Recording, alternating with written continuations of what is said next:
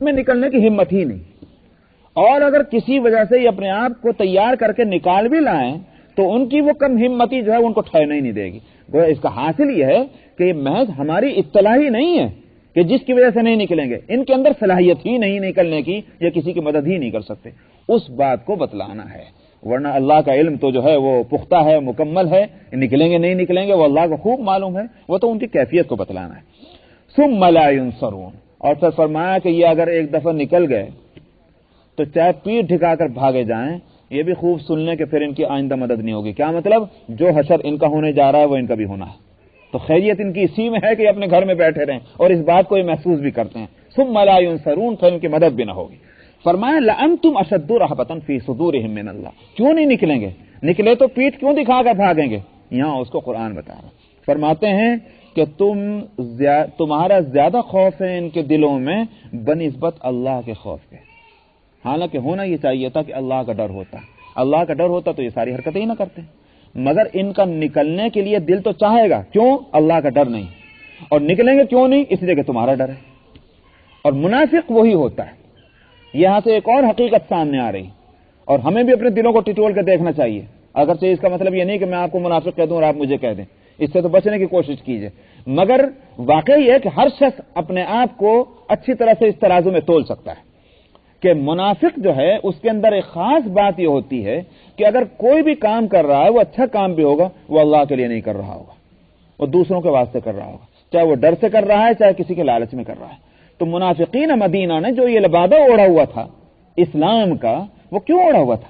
اس لیے کہ مسلمانوں کو وہ طاقت میں دیکھ رہے تھے، اور وہ نہیں چاہتے تھے کہ ان سے بگاڑ لیں یا ان سے بگاڑ لیں۔ اندر سے وہ یہودی تھے تو تنہائیوں میں جا جا کر کہتے تھے کہ ہم تو تمہارے ساتھ ہیں۔ آپ دیکھیے سورہ بقرہ میں کیا فرمایا کہ وَإِذَا لَقُوا الَّذِينَ آمَنُوا قَالُوا آمَنَّا، یہ منافقین جب مسلمانوں کے پاس آتے ہیں تو کہتے ہیں ہم تو مومن ہیں۔ وَإِذَا خَلَوْا إِلَىٰ شَيَاطِينِهِمْ قَالُوا إِنَّا مَعَكُمْ إِنَّمَا نَحْنُ مُسْتَهْزِئُونَ، اور جب یہ اپنے شیطانوں کے پاس جاتے ہیں، اپنے لیڈروں کے پاس، تو کہتے ہیں ہم تو تمہارے ساتھ ہیں، ہم تو ان کا مذاق اڑاتے ہیں۔ جا کر جب ہم کہتے ہیں کہ مسلمان ہو گئے، یہ تو ہم ان کے ساتھ دل لگیاں کرتے ہیں، ہم کوئی مسلمان تھوڑی ہو گئے۔ تو یہ کیوں تھی یہ صورت؟ تاکہ یہ بھی خوش رہیں اور یہ بھی خوش رہیں، نہ ان سے نقصان پہنچے نہ ان سے نقصان پہنچے۔ تو اب ڈر تو اللہ کا نہ ہوا، ڈر تو لوگوں ہی کا ہو گیا۔ اس کو یہاں قرآن کھول رہا ہے کہ لأنتم اشد رهبة في صدورهم من اللہ، تمہارا ان کے دلوں میں زیادہ رعب اور دبدبہ ہے بنسبت اللہ کے، اور ذالک بانہم قوم لا یفقہون، اور ان کی یہ حالت اس واسطے ہے کہ ان کو عقل اور سمجھ نہیں ہے۔ عقل سمجھ ہوتی تو تمہارے سے زیادہ ڈر اللہ کا ہونا چاہیے تھا ان کو۔ اس لیے چاہے وہ کتنے بھی بڑے عقل مند سمجھے جاتے ہیں دنیا کے اندر، لیکن اگر دل خوف خدا سے خالی ہے اور جو کچھ کام ہیں وہ دنیا میں دکھلانے کے واسطے ہیں، تو اللہ کے یہاں اور قرآن کے اس آیت کے مطابق ان سے بڑا بے وقوف کوئی نہیں ہوں گے وہ دنیا کی نظر میں عقل مند۔ ذالک بانہم قوم لا یفقہون، یہ وہ قوم ہے کہ جن کو سمجھ نہیں، عقل نہیں۔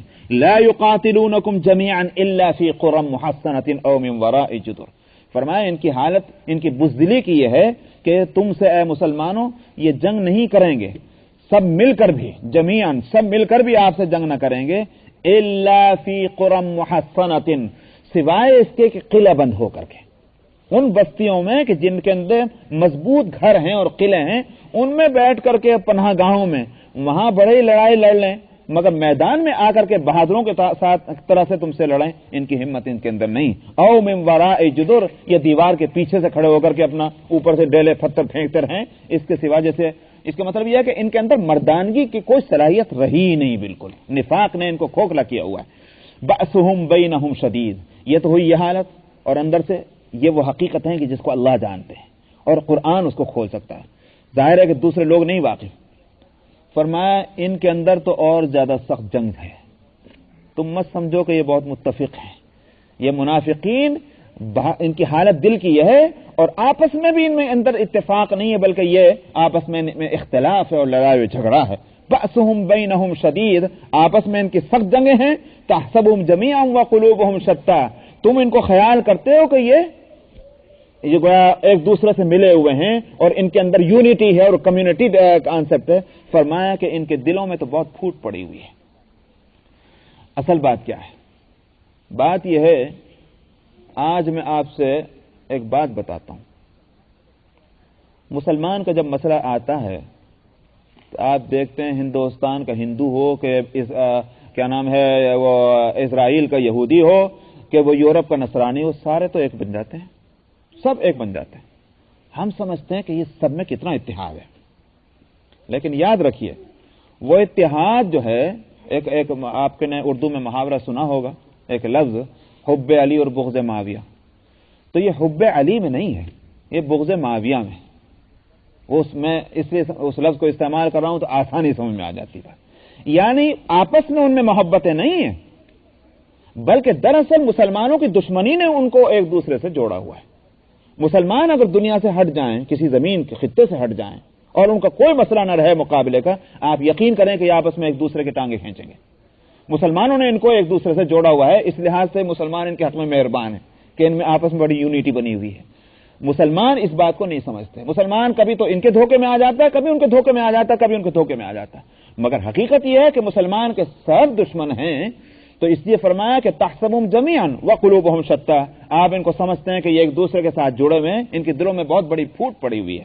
ذالک بانهم قوم لا يعقلون، اس واسطے کہ یہ ایک ایسی قوم ہے کہ جن کو عقل اور سمجھ نہیں ہے۔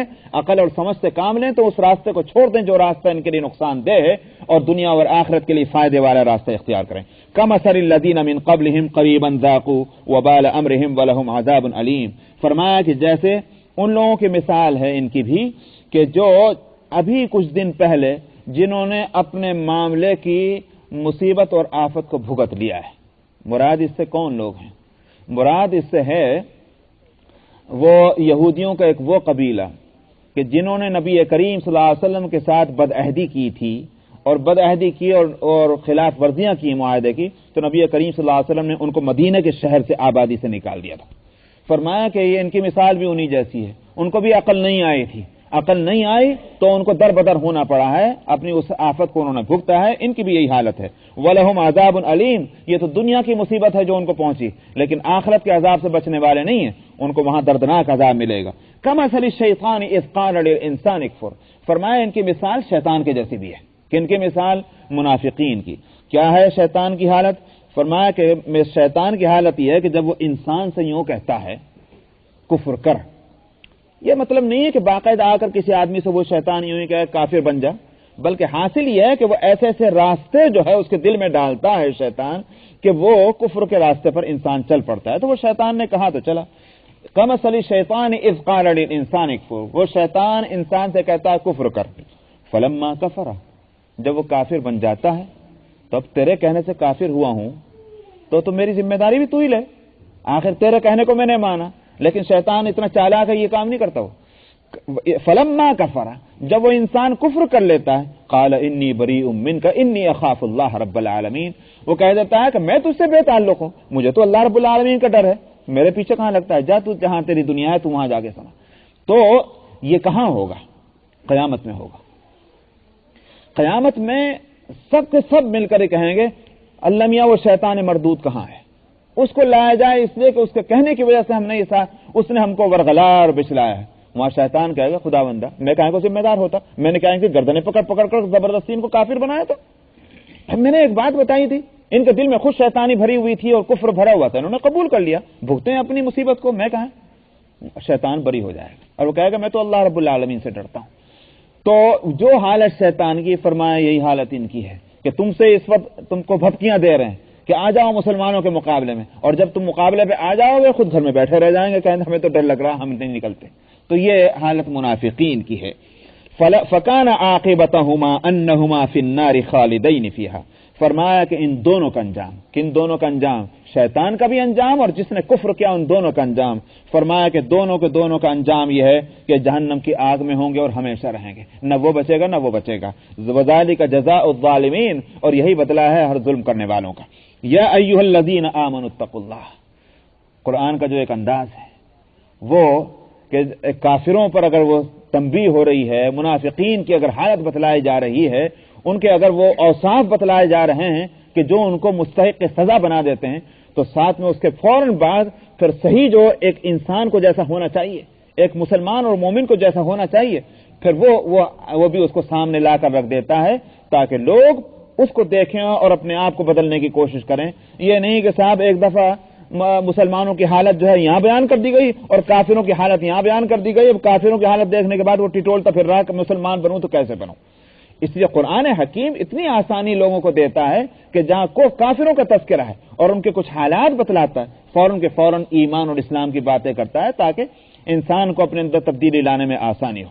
اس لیے فرمایا اے ایمان والو، اللہ سے ڈرتے رہو، تقوی اختیار کرو، وَلْتَنْظُرْ نَفْسٌ مَا قَدَّمَتْ لِغَدٍ، چونکہ ابھی منافقین کی حالت بتلائی گئی کہ یہ لوگوں سے ڈرتے ہیں، اللہ سے نہیں ڈرتے، اور ایسا مسلمان کو نہیں ہونا چاہیے۔ جب تم اپنے کو مومن کہہ رہے ہو، مسلمان کہہ رہے ہو، تو اللہ سے ڈرو، نہ کہ لوگوں سے ڈرو، اور سارے اعمال میں اس بات کی رعایت ہونی چاہیے کہ اس کا نتیجہ کل کو کیا نکلنے والا ہے۔ یہ آج تو گزر جائے گا، آج کبھی دنیا میں ایسی نہیں آئی کہ جو رہنے والی ہو، یہ آج تو ہے اسی واسطے کہ گزر جائے، اور کل کو آنا ہے، تو کل کی ہم کو فکر ہونی چاہیے، نہیں یہ کہ آج کی فکر کر کے رہ جائے۔ یہ ایک عقل مند کی بات نہیں ہے ایک مومن کی۔ فرمایا اس واسطے اس کو چاہیے کہ دیکھے، ایک نفس کو چاہیے کہ دیکھے کہ اس نے کیا کام کیا ہے کل کے واسطے۔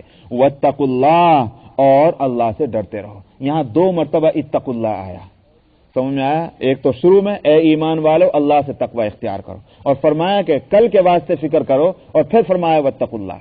دراصل 2 حالتیں ہیں نا، ایک تو ایمان لانا اللہ پر، اللہ کے رسول پر، اس معاملے میں بھی تقوی ہونا چاہیے۔ اگر خوف خدا نہیں ہے تو ایمان کی طرف نہیں آئے گا، اور اعمال بھی درست ہونے چاہیے، یعنی اعمال کے اندر بھی روح کیا ہونی چاہیے کہ ہماری آخرت سنورے۔ چونکہ یہ اعمال کی بات ہوئی، وہاں بھی تقوی اختیار ہونا چاہیے۔ تو عقیدے میں بھی تقوی اور اعمال میں بھی تقوی، جس کو ہم دوسرے لفظوں میں یوں کہیں کہ ایمان میں بھی تقوی، اسلام میں بھی تقوی۔ اگر ایمان عقیدے کا نام ہے اور اسلام اعمال کا نام ہے تو میں اس لیے کہا ہوگا ایمان کے ساتھ بھی تقوی کا ذکر آیا اور اعمال کے ساتھ بھی تقوی کا ذکر آیا، تو 2 چیزیں ہیں چونکہ، اس لیے دونوں مرتبہ فرمایا واتقوا اللہ ان اللہ خبیر بما تعملون۔ اور یہ خوب سمجھ لینا کہ تم دنیا کو دھوکہ دے سکتے ہو، اللہ کو نہیں۔ اس واسطے تقوی یہاں اس ضروری ہے، کیوں؟ اس لیے کہ اللہ تمہارے اعمال سے خوب باخبر ہیں، تو اس لیے تقوی اختیار ہونا چاہیے۔ وَلَا تَكُونُوا كَالَّذِينَ نَسُوا اللَّهَ فَأَنسَاهُمْ أَنفُسَهُمْ، کل کی فکر ہونی چاہیے۔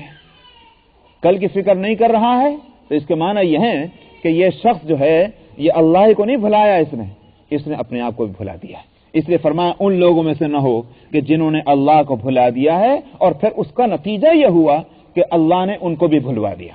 کیا مطلب؟ اپنے کو بھلوانا۔ اصل بات یہ ہے کہ دیکھیے جب کوئی شخص اللہ کو بھولتا، خوب توجہ سے سنیے، اس لیے کہ میں سب سے پہلے اپنے کو شامل کرتا ہوں اس جرم کے اندر۔ جب کوئی انسان اللہ کو بھولتا ہے، اللہ کو بھولنے کے معنی کیا ہوتے ہیں؟ بھولنے کے معنی یہ نہیں کہ اب کبھی یاد ہی نہیں آ رہے، چاہے وہ مستقل طور پر اللہ کو بھلاوا ہو اور چاہے کسی خاص عمل کے وقت میں اللہ کو بھلانا ہو، یہ عام بات ہے۔ کوئی بھی ایک کام کرنے جا رہے ہیں، دیکھنا یہ ہے کہ اس وقت میں اللہ یاد ہے کہ نہیں۔ اگر اللہ یاد نہیں ہے تو یہ بھلاوا ہے، چاہے وہ عارضی ہے اور ٹائم بینگ ہے، لیکن وہ بھلاوا ہے۔ اب جس وقت وہ بھول گیا اللہ کو، اس کے کیا معنی ہو گئے؟ لازمی طور پر اپنا بندہ ہونے کو بھی بھول گیا۔ سمجھ آئی نہیں بات؟ جب اللہ کو جو شخص جس وقت یاد کر رہا ہے، اللہ کا یاد آنے کے ساتھ اس کا لازمی نتیجہ یہ ہے کہ اس کو فوراً یہ احساس بھی ہو کہ میں پھر اس کا بندہ ہوں۔ جب اس کو یہ دونوں احساس پیدا ہو گئے، اللہ ہے اور میں اس کا بندہ ہوں، اعمال اس کے کیسے ہوں گے؟ خوب اس کو سمجھ لیجئے۔ اور جو شخص جس عمل کے وقت میں، اور چاہے مستقل اور چاہے عارضی، جو اللہ کو بھول گیا، اپنا بندہ ہونے کو بھول گیا۔ جب اپنا بندہ ہونے کو بھول گیا تو یہ تو اس کی حقیقت تھی، بندہ ہونا ہی تو اس کی حقیقت تھی، وہ نہ یاد رہی تو اس کا مطلب کیا ہوا؟ اپنے نفس کو بھی بھول گیا۔ یہ ہے فَأَنسَاهُمْ أَنفُسَهُمْ۔ اب ظاہر ہے کہ اس کی زندگی کا نقشہ بدل گیا۔ کافر سارے کے سارے زندگی بھر کافر کیوں ہیں؟ اس لیے کہ وہ اللہ کو ہمیشہ کے لیے بھلا چکے ہیں۔ اللہ کو بھلا چکے ہیں تو اپنی عبدیت کے رشتہ اس نے اللہ سے توڑ لیا، اپنے کو بھلا دیا انہوں نے۔ اور مسلمان ہیں تو اگر وقتاً فوقتاً گناہ کرتے ہیں تو ان اوقات میں وہ اللہ کو بھلا دیتے ہیں۔ فَأَنسَاهُمْ أَنفُسَهُمْ أُولَئِكَ هُمُ الْفَاسِقُونَ۔ فرمایا کہ یہ لوگ جو ہیں وہی فسق کرنے والے ہیں اور نافرمان ہیں۔ بس یہ گھڑی تھی۔ اعوذ باللہ من الشیطان الرجیم، بسم اللہ الرحمن الرحیم، لا يستوي أصحاب النار وأصحاب الجنة، أصحاب الجنة هم الفائزون، لو أنزلنا هذا القرآن على جبل لرأيته خاشعا متصدعا من خشية الله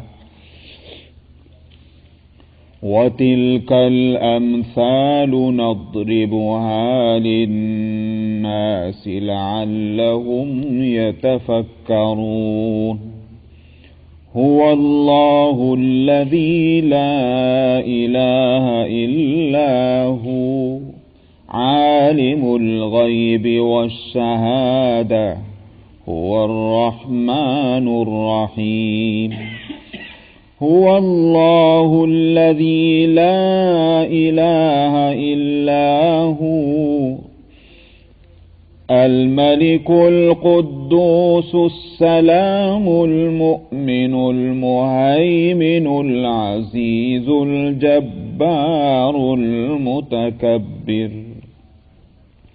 سبحان الله عما يشركون هو الله الخالق البارئ المصور له الأسماء الحسنى يسبح له ما في السماوات والأرض وهو العزيز الحكيم صدق الله العظيم.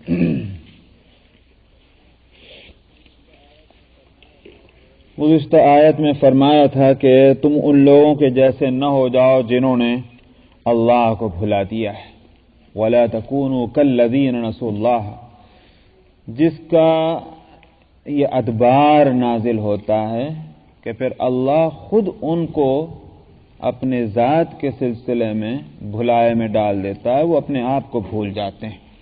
اپنے آپ کو بھول جانا دنیا کے لحاظ سے تو یوں نہیں سمجھ میں آئے گا کہ معلوم ہے کہ بھائی میں کون ہوں، میرا نام کیا ہے، میں کس ملک کا رہنے والا ہوں، میرے باپ کون تھے، میری ماں کون تھی، یہ تو یاد رہتا ہے.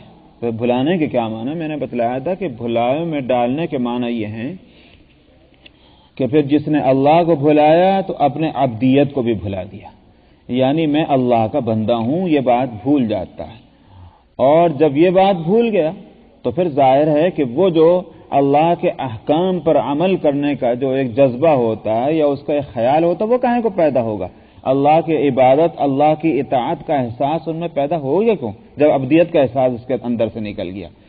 تو واقعہ یہ ہے کہ اللہ کو پہچانے تو اپنے کو پہچانے، اور اگر اپنے کو صحیح طور پر پہچان لے تو پھر اس کے ساتھ اللہ کا پہچاننا ضروری ہے. اسی لیے حضرت علی رضی اللہ عنہ کا ایک مقولہ ہے کہ من عرف نفسہ فقد عرف ربہ، جس نے اپنے آپ کی معرفت حاصل کر لی، اپنے آپ کو پہچان لیا، اس نے اپنے رب کو پہچان لیا. دیکھیے دھوپ نکل رہی ہے، جو دھوپ کو دیکھے گا تو دھوپ کی معرفت اس کو حاصل ہوئی، لازمی طور پر اس کو سورج کی معرفت خود بخود حاصل ہوگی. جو سورج کو اگر دیکھے اور اس کی معرفت حاصل ہو تو دھوپ کی معرفت حاصل ہوگی، ایک دوسرے کے ساتھ لازم اور ملزوم ہے. اس لیے چاہے تو ادھر سے چلو کہ اپنے آپ کو پہچان لو، اپنی معرفت صحیح حاصل ہوگی، اللہ کی معرفت حاصل ہوگی. یہ اللہ کی معرفت حاصل ہو جائے تو پھر اپنی معرفت بھی حاصل ہوتی ہے. تو دونوں ایک دوسرے کے ساتھ اس طرح سے دونوں معرفتیں جڑی ہوئی ہیں. تو اللہ کو بھلانے کا نتیجہ یہ نکلے گا، اپنے آپ کو بھلا جائے گا تو پھر اس کی زندگی کا نقشہ ہی دوسرا ہوگا. اس لیے یہ بات فرمائی تھی اور کہا تھا کہ جو لوگ اپنے کو بھلا جاتے ہیں اولئک هم الفاسقون، وہ پھر فرما برداری کیا ہے وہ کریں گے؟ وہ تو نافرمانیاں ہی کرتے رہیں گے. اس لیے وہ فاسق ہو جاتے ہیں اس صورت میں، کیونکہ فسق کے معنی ہی نافرمانی کے ہیں. فسق یفسق اصل میں عربی زبان میں جب بولا جاتا تھا جب چوہیا اپنے بل سے باہر نکل آئے تو کہا جاتا تھا فسقت الفارہ، کہ چوہیا اپنے بل سے نکل آئے. دراصل اللہ سبحانہ و تعالیٰ کی اطاعت کا ایک خول ہے بندوں کے چار طرف، وہ جب تک اس میں ہے اس کا نام ہے اطاعت اور فرمانبرداری، اس خول کے اندر موجود ہیں. جب اطاعت سے باہر آتا ہے تو اس کا مطلب یہ ہے کہ اس نے اس خول سے باہر اپنے آپ کو نکال لیا، وہ فسق یفسق. اب عام ہے، چاہے تو عقیدے کی سلامتی کے ساتھ اعمال میں نافرمانی ہو رہی ہو اور یا عقیدے کے اندر بھی نافرمانی ہو رہی ہو. قرآن کی زبان میں تو فسق دونوں کے لیے استعمال ہوتا ہے، لیکن پھر آگے چل کر کے فقہاء نے اور ائمہ شریعت نے یہ ایک تقسیم کر دی پہچاننے کے واسطے کہ کافر کہنے لگے وہ جو عقیدے کا منکر ہو، عقیدہ اسلامی کا، اور فاسق کہنے لگے اس کو کہ جس کا عقیدہ صحیح ہے، اعمال میں اور جو فرائض دین ہیں ان کے خلاف ورزی کر رہا ہو اور گناہ کبیرہ کا مرتکب ہو، اس کو فاسق کہنے لگے۔ لیکن قرآن کی زبان میں فسق کا لفظ عام ہے، اولئک هم الفاسقون، وہ سب فاسق ہیں، نافرمان ہیں جنہوں نے اللہ کو بھلا دیا ہے۔ لا يستوی اصحاب النار واصحاب الجنہ، تو اب دو ہی طرح کے لوگ ہیں، یا تو وہ جنہوں نے اللہ کو نہیں بھلایا اور یا پھر جنہوں نے اللہ کو بھلا دیا۔ دنیا میں تو یہ ہوا کہ جس نے اللہ کو بھلا دیا اس نے اپنے کو بھی بھلا دیا، آخرت میں کیا ہوگا؟ جس نے اللہ کو یاد رکھا وہ جنتی اور جس نے اللہ کو بھلا دیا وہ جہنمی، اور دونوں ایک جیسے ہو نہیں سکتے۔ فرمایا کہ نہیں برابر ہوں گے جہنم والے اور جنت والے، جنت والے جو ہیں وہی کامیاب ہیں۔ کامیاب ہونے کا کیا معنی؟ ایک کامیاب ہونے کے معنی تو یہ ہوئے کہ بھئی وہاں حور ملے گی، غلمان ملیں گے اور صاحب وہ یوں عیش آرام ہوگا، یہ تو دراصل اس کے نتائج ہیں اس کامیابی کے۔ کامیابی جو ہے وہ اس طرح سے ہے، دیکھیے ہم اور آپ مثلا جاب کرتے ہیں، اب جاب کرنے والا جس وجہ سے اس نے کہ جاب کی اور امپلائر نے اس کو جو ہے وہ جاب دی ہے، تو ایک پروجیکٹ ہے جس پر اس کو کام کرانا ہے، جو کام کر رہا ہے صحیح پروجیکٹ کو پورا کر دیتا ہے، کہا جائے گا کہ بھئی یہ شخص کامیاب ہو گیا، جس مقصد کے لیے اس کو یہاں رکھا گیا تھا آفس میں یا فیکٹری میں، اس میں یہ شخص کامیاب ہے۔ اب اس کا صلہ جو بھی ملے لیکن کامیاب۔ اس کے برعکس اگر کوئی شخص جس کام کے لیے اس کو رکھا گیا ہے، جس پروجیکٹ کو پورا کرنے کے لیے، وہ پروجیکٹ یوں کا دوں دھرا ہوا ہے، اس میں اس نے کوئی کام ہی نہیں کر کے دیا، اس نے اپنا ٹائم ویسٹ کیا، کہا جائے گا کہ یہ ناکام ہے۔ تو سب سے بڑی کامیابی تو یہ ہے کہ اللہ سبحانہ و تعالی نے انسان کو جس کام کے لیے دنیا میں بھیجا ہے وہ کام اس نے پورا کر لیا، یہ کامیاب ہے، سکسیسفل ہے۔ اس نے ثابت کر دیا کہ اللہ نے جو صلاحیتیں مجھ میں دی تھیں اور جو ذمہ داری مجھ پر ڈالی تھی، میں نے اپنی صلاحیتوں کو استعمال کر کے اس ذمہ داری کو ادا کر دیا۔ یہ صحیح معنی میں انسان ہے، اس کے اندر اخلاقی قوت جو ہے بڑی مضبوط ہے۔ اس کے برعکس دوسرا کہ اللہ نے بھیجا، اس کو دنیا میں صلاحیتیں دے کر بھیجا، ذمہ داریاں دے کر بھیجا، اور اس نے اس میں صلاحیتوں کو برباد کر دیا، ذمہ داریاں ادا نہ کی، ظاہر ہے کہ ناکام ہے۔ تو وہ جنت اور جہنم میں جانا دراصل نتیجہ ہوگا اس کامیابی اور ناکامیابی کا جو اس نے دنیا کی زندگی میں اپنے عمل سے جس کو ثابت کیا ہے۔ آگے فرماتے ہیں لو انزلنا هذا القرآن على جبل لرأيته خاشعا متصدعا من خشية اللہ، یہ قرآن جو تمہارے سامنے ہے جس کو تم سننے کو تیار نہیں، وقال الذين كفروا لا تسمعوا لهذا القرآن والغوا فيه لعلكم تغلبون، جو کافر تھے وہ کہا کرتے تھے یہ قرآن نہ سننا، یہ قرآن نہ سننا، اور جب قرآن پڑھا جاتا تھا شول غپارہ کیا کرتے تھے، کسی طرح سے قرآن کے الفاظ کانوں تک نہ پہنچنے پائیں۔ اللہ تعالیٰ فرماتے ہیں تم دیکھتے بھی ہو یہ کیا چیز ہے، یہ کوئی معمولی چیز نہیں ہے۔ قرآن اپنی ذات سے وہ حقیقت ہے کہ اگر ہم اس کا نزول پہاڑوں پر کر دیتے، اعلی جبل، کسی ایک پہاڑ پر، یہ نہیں ہے کہ پہاڑوں کے مجموعے پر آپ فرما رہے ہیں لیکن ہو سکتا ہے ایک آدھا پہاڑ اس سے نکل گیا ہو، اس میں وہ وصف نہ ہو، فرمایا کسی بھی ایک پہاڑ پر اگر ہم اس کا نزول کر دیتے تو آپ دیکھتے ہیں دیکھنے والے کہ وہ اللہ کے ڈر اور خشیت سے کانپنے لگتا۔ اس کے کیا معنی؟ آگے اگرچہ فرمایا وَتِلْكَ الْأَمْثَالُ، یہ ایک مثالیں ہیں، ہم اس لیے دیتے ہیں تاکہ سمجھنے والے قوم جو اس میں غور اور فکر کریں، ایک مثال ہے۔ تو مثال دنیا میں ہم لوگ اور آپ دیتے ہیں تو اب اس کے لیے کوئی ضروری نہیں ہوتا کہ خارج میں ہم جا کر بتائیں کہ بھئی واقعتاً ایسا ہو سکتا ہے یا ایسا ہوا ہے، ایک مثال ہے۔ لیکن اللہ سبحانہ و تعالیٰ کا کلام تو ہمارے جیسا کلام نہیں ہے، اس میں کچھ نہ کچھ حقیقت ہوتی ہے، مثال بھی اگر دی جا رہی ہے اس کی ایک حقیقت ہوگی۔ پہاڑوں پر نزول ہونا اور ان کا گڑ گڑانا اور اللہ کی خشیت سے کانپ اٹھنا، کیا اس کی کوئی حقیقت ہے یا ہو سکتی ہے یا محض ایک شاعرانہ الفاظ ہے؟ تو بعض حضرات ہیں تو اس کے آسان معنی یہ بتلائیں، مفہوم اس کا کہ اگر اللہ سبحانہ و تعالی مفہوم قرآنی کو جو مطلب ہے قرآن کا اور حقائق ہیں قرآن کی، اگر اس کی معرفت پہاڑ کو عطا فرما دیتے تو اللہ سبحانہ و تعالیٰ کے خوف خشیت سے وہ بھی کانپ اٹھ جاتا۔ بلا شبہ اس میں بھی کوئی اشکال نہیں اس معنی اور مطلب کے لے لینے میں، مگر ایک اور بھی ایک معنی ہے، اور وہ محققین علماء اس کو بیان کرتے ہیں، اور وہ معنی یہ ہے کہ دراصل کلام اللہ جو ہے اس کے دو پہلو ہیں۔ ایک پہلو ہے، اس کا نام ہے کلام لفظی، یعنی وہ کلام کہ جس نے الفاظ کا جامہ پہن لیا ہے، یہ ہمارے سامنے ہے، جو ہماری زبان سے جاری ہے، جو اوراق کے اوپر لکھا ہوا ہے، یہ کلام لفظی ہے۔ آپ دیکھتے ہیں اس میں الف ہے، اس میں با ہے، اس میں تا ہے، اس میں سا ہے، ان کے مرکب کو ترکیب سے ایک لفظ بنتا ہے جس کو ہم اپنے منہ سے نکال دیتے ہیں، ایک بچے کو بھی آپ پڑھوا دیتے ہیں، یہ ہے کلام لفظی۔ اور ایک ہے کلام نفسی، یعنی وہ کلام کہ جو متکلم کے اندر موجود ہے، بولنے والے کے اندر۔ ظاہر ہے کہ نہ اس میں الف ہے، نہ اس میں با ہے، نہ تا ہے، نہ اے ہے، نہ بی ہے، نہ سیدھی ہے، سمجھ میں آیا نہیں؟ وہ کلام جو متکلم کے اندر ہے اس کو کہا جاتا ہے کلام نفسی۔ تو قرآن حکیم جو ہے اس میں جو دو باتیں ہوئیں، اصل جو ہے قیمت وہ ہوتی ہے کلام نفسی کی، چاہے اس نے الفاظ کا جامہ پہنا ہو کہ نہ پہنا ہو۔ شاعر ایک شعر سوچتا ہے، ایک مضمون نگار ایک مضمون سوچتا ہے، اس کے ذہن میں اس کی تعبیرات اور الفاظ تک آ جاتی ہیں، مگر اگر اس میں کہیں الف اور با اور تا سے آپ ڈھونڈنا چاہیں تو وہ کہیں ملے گا نہیں۔ وہ کلام اس کے شاعر کے ذہن میں آ چکا، ایک مضمون نگار کے ذہن میں آ چکا ہے، صرف اتنی دیر ہے کہ وہ کاغذ کے اوپر اس کو لے آئے، اپنی زبان سے اس کو ادا کر لیں، یہ وہ کلام نفسی ہے۔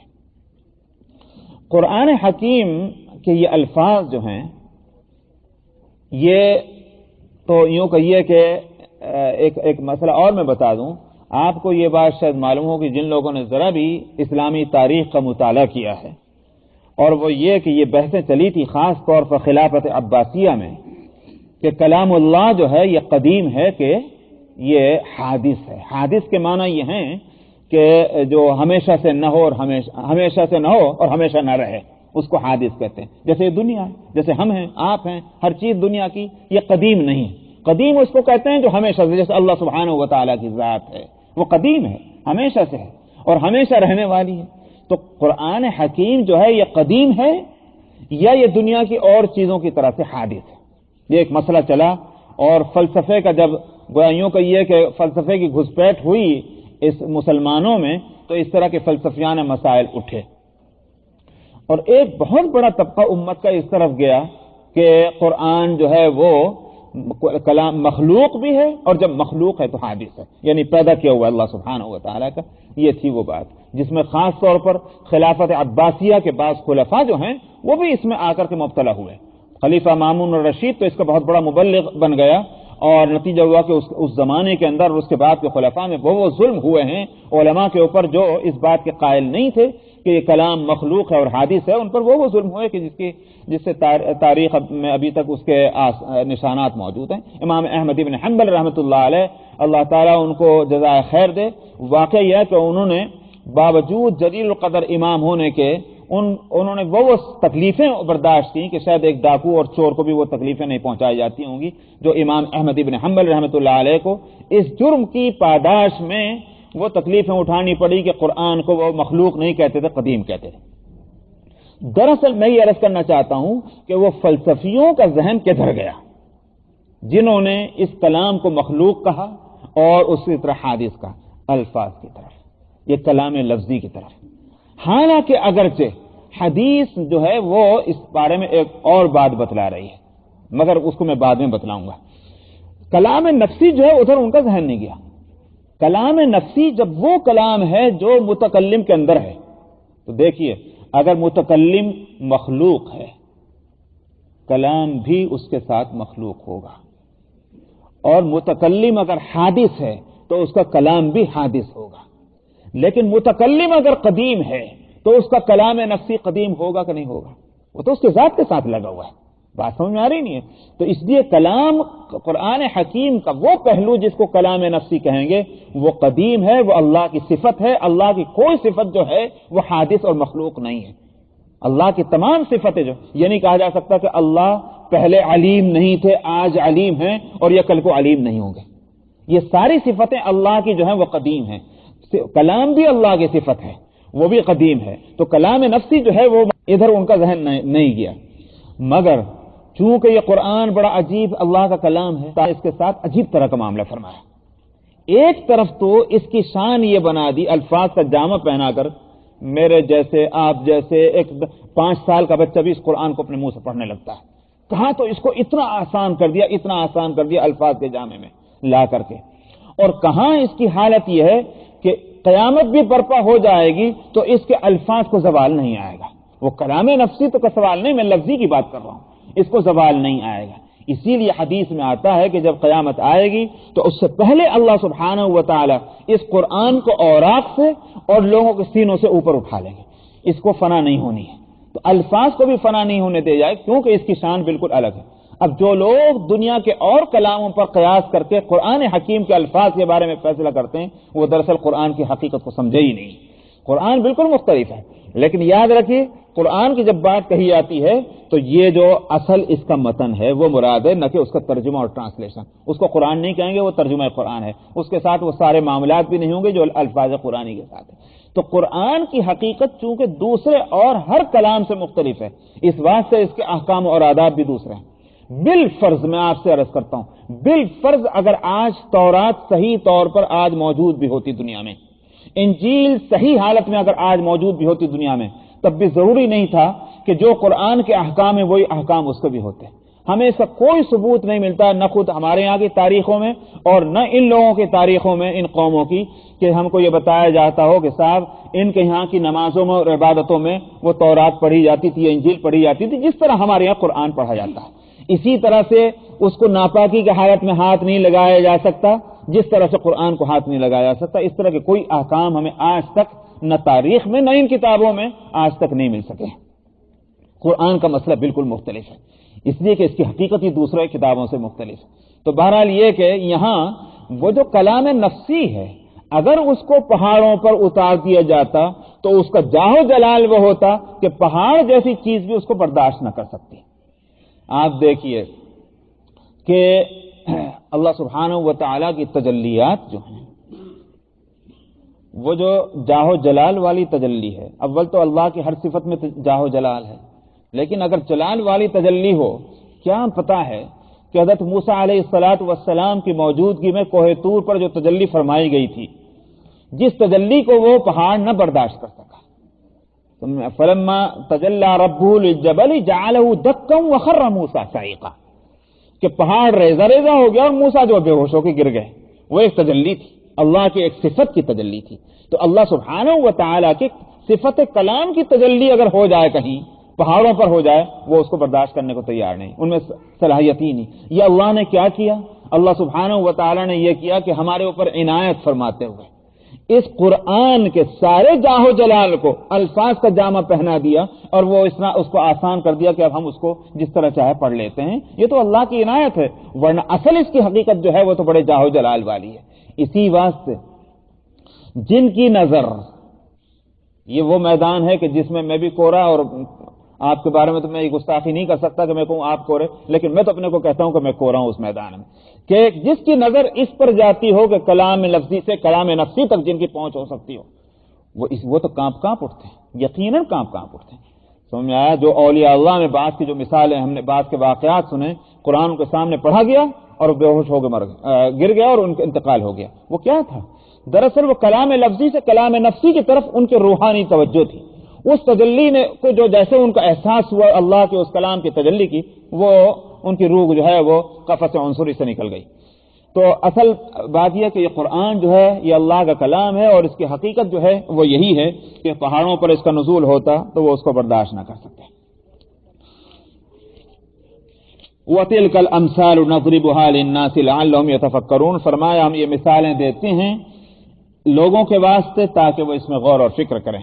تب اس قرآن کا تقاضا کیا ہونا چاہیے؟ ایسی عظیم الشان اور جلال والی چیز اگر ہم میں موجود ہے اس کے ساتھ ناقدری نہیں ہونی چاہیے، اس کا حق ادا ہونا چاہیے۔ اللہ سبحانہ و تعالیٰ نے یہ خطاب تو کیا تھا ان لوگوں کے لیے کہ جنہوں نے اللہ کو بھلایا، جنہوں نے اپنے کو بھلا دیا، جو جہنم کے مستحق ہو گئے۔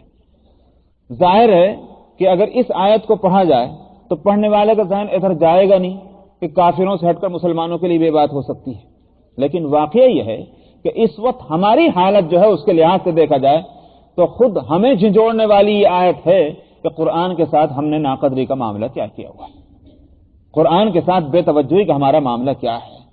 ہمارے کتنے لوگ ہیں آپ جتنے یہاں آتے ہیں، کتنے لوگ ہیں اس مسلمان کمیونٹی کے، کتنا حصہ ہے جو یہاں موجود ہے یا اور کسی جگہ موجود ہوگا، لیکن مسلمانوں کی میجارٹی ان کی زندگیوں میں کہیں قرآن ہے، وہ عرب ہوں کہ عجم ہوں، ہندوستانی ہوں کہ پاکستانی ہوں یا کہیں کے بھی ہوں، لیکن قرآن ان کی زندگیوں سے نکلا ہوا ہے۔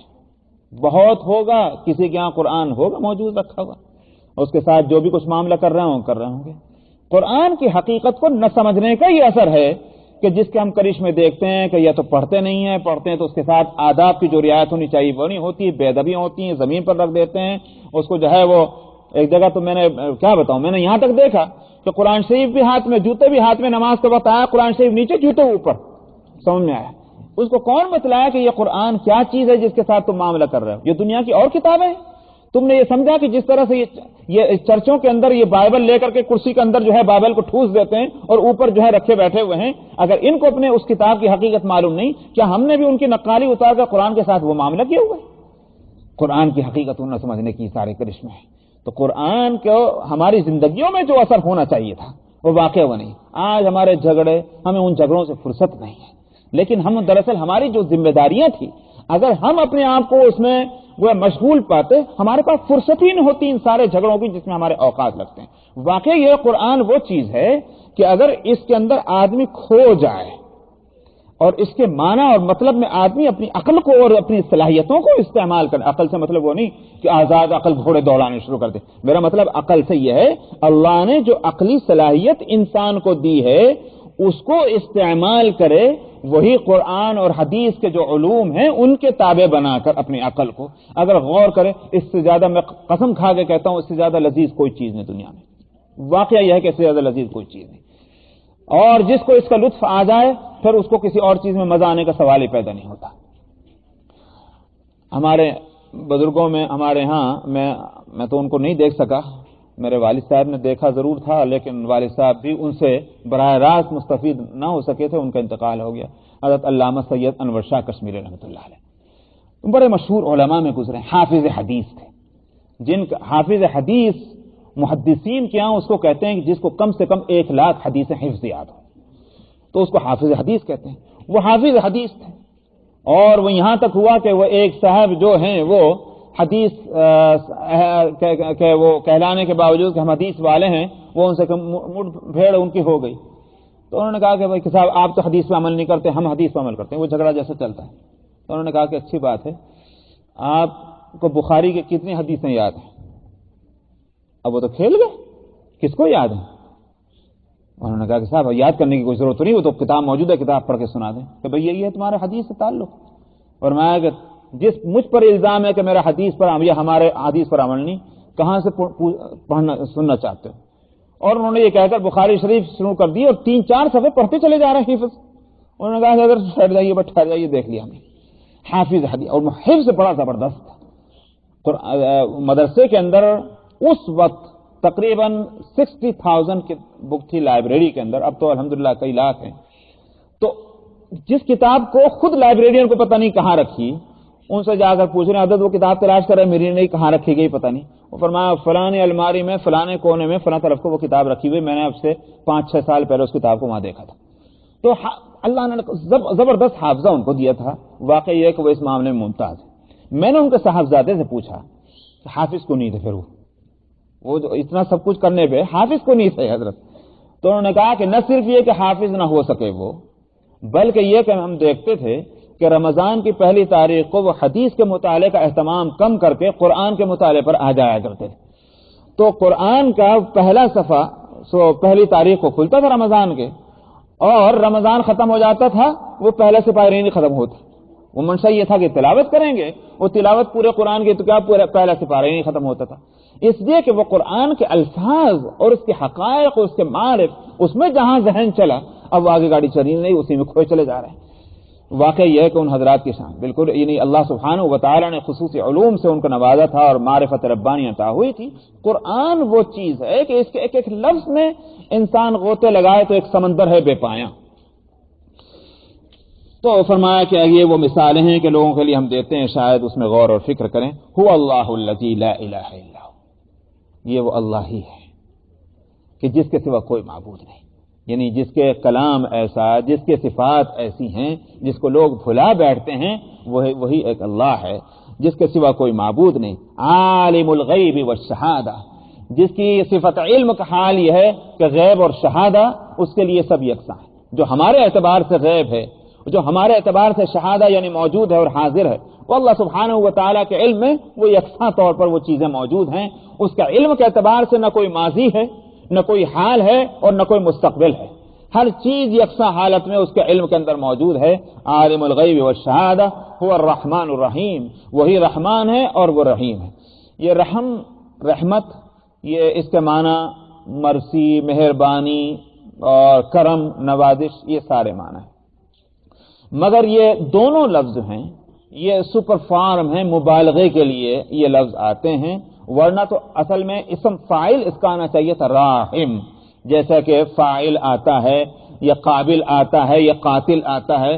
قابل کس کو کہتے ہیں؟ جس قابلیت والے کو. قاتل کس کو کہتے ہیں؟ قتل کرنے والے کو. تو اس وزن پر آتا تو راحم ہوتا، لیکن سپر فارم ہے، اس کا مطلب یہ ہے کہ بہت زیادہ رحم کرنے والا. یہ دونوں سپر فارم ہیں، ایک فعیل کے وزن پر، ایک فعلان کے وزن پر.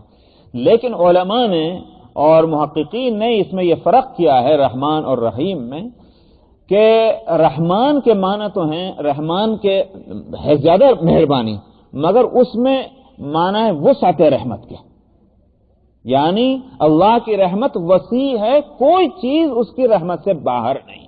یہ تو ہے وسعت رحمت.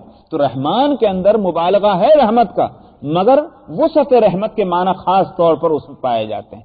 اور الرحیم کے اندر جو ہے وہ کمال رحمت کے معنی پائے جاتے ہیں.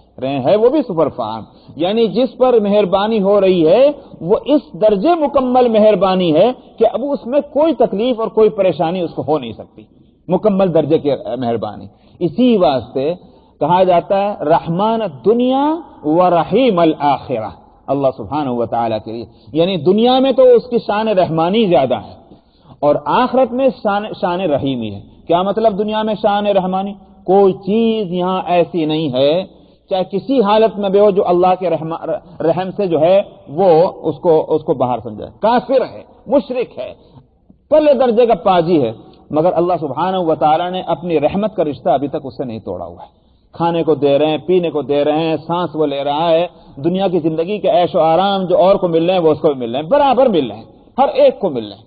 یہ اللہ کی شان وسعت رحمت کی بات ہے. تو رحمان الدنیا اور رحیم الآخرہ، وہاں ہر ایک کو وہ مہربانی نہ ملے گی، لیکن جن کو ملے گی ایسی ملے گی کہ پھر ان کے لیے تکلیف کا کوئی سوال نہیں. جو لوگ اہل جنت ہوں گے وہ اس کا مطلب کیا ہوا؟ اللہ کی رحمتوں کے مستحق ہو گئے. جب اللہ کی رحمتوں کو مستحق ہو گئے آخرت میں تو پھر اب ان کو کوئی تکلیف نہیں ہوگی وہاں کسی طرح کی بھی. تو اس لیے وہاں شان رحیمی کا مظاہرہ ہوگا اور یہاں شان رحمانی کا ہے. اسی واسطے جو آپ دیکھتے ہیں قرآن شریف کی ہر سورت کو جب آپ پڑھیں تو بسم اللہ پڑھتے ہیں، اور بسم اللہ کے اندر دونوں نام اسی واسطے آئے ہیں، الرحمن الرحیم. پھر اس کے بعد قرآن کی پہلی سورت ہے، اس کے اندر بھی یہی ایک آیت ہے الحمدللہ رب العالمین الرحمن الرحیم. تو یہ دو صفاتی نام اللہ سبحانہ و تعالیٰ کے بہت ہی عظیم الشان ہیں. البتہ یہ ضرور ہے کہ چونکہ بلکہ یہ کہیے کہ اسی کا لازمہ ہے، چونکہ رحمان ہونا یعنی وسعت رحمت یہ تو اللہ کی خصوصیات میں ہے. یہ تو ہو ہی نہیں سکتا دنیا میں کوئی اور اللہ کے علاوہ وہ ہو کہ جس کے اندر مہربانی اللہ نے ہر ایک کے اندر رکھی ہے، ماں کے اندر رکھی، باپ کے اندر رکھی ہوئی ہے. اور اسی واسطے نبی کریم صلی اللہ علیہ وسلم نے فرمایا کہ وہ اللہ کی شان رحم جو ہے اور محبت وہ اللہ نے مخلوق کے اندر ڈالی ہے، اس کا ایک حصہ 100 میں کا ایک حصہ ڈالا ہے، فرمایا کہ وہ مخلوق کے اندر اس کا یہ اثر ہے کہ ایک جانور بھی اپنا پاؤں اٹھاتے وقت یہ سوچتا ہے کہ کہیں بچے کے اوپر اس کا پاؤں نہ پڑ جائے۔ جانور کے اندر بھی وہ اللہ کے جو رحمت ہے اس کے 100 حصے کر دیے جائیں، وہ ایک حصہ دنیا میں اترا تھا، اس کا یہ اثر ہے۔ انسانوں کو تو چھوڑ دیے، جانوروں کی مثال آپ نے اسی لیے دی۔ تو کسی انسان کا تو یہ سوال ہی پیدا نہیں ہوتا نا، یا فرشتے کا یا کسی کا، کہ اس کے اندر وہ وسعت رحمت ہو کہ جس پر رحمانیت کا لفظ بولا جائے۔ ہاں یہ ہو سکتا ہے کہ بھئی کسی کی مہربانی کسی کے ساتھ پورے طور پر ہے، اس کی حد تک جتنی وہ مہربانی کر سکتا ہے اتنے کر دی، اسی لیے کسی کو دنیا میں رحمان نہیں کہا جا سکتا، اللہ کے علاوہ کوئی رحمان نہیں ہو سکتا۔ ہاں کسی کو رحیم کہا جا سکتا ہے، خود قرآن حکیم میں نبی کریم صلی اللہ علیہ وسلم کے لیے رحیم کا لفظ استعمال ہوا۔ لقد جاءکم رسول من انفسکم عزیز علیہ ما عنتم حریص علیکم بالمؤمنین رؤوف الرحیم۔ تو رؤوف کا لفظ، رحیم کا لفظ خود اللہ سبحانہ و تعالی نے نبی کریم صلی اللہ علیہ وسلم کے لیے اس کو ذکر فرمایا ہے۔ اس لیے علماء کہتے ہیں کہ اگر کوئی شخص جو کسی کو رحیم کہہ دے کوئی حرج نہیں، رحمان نہیں کہا جا سکتا۔ جس طرح سے کسی کو اللہ نہیں کہا جا سکتا، اسی طرح کسی کو رحمان نہیں کہا جا سکتا۔ اس واسطے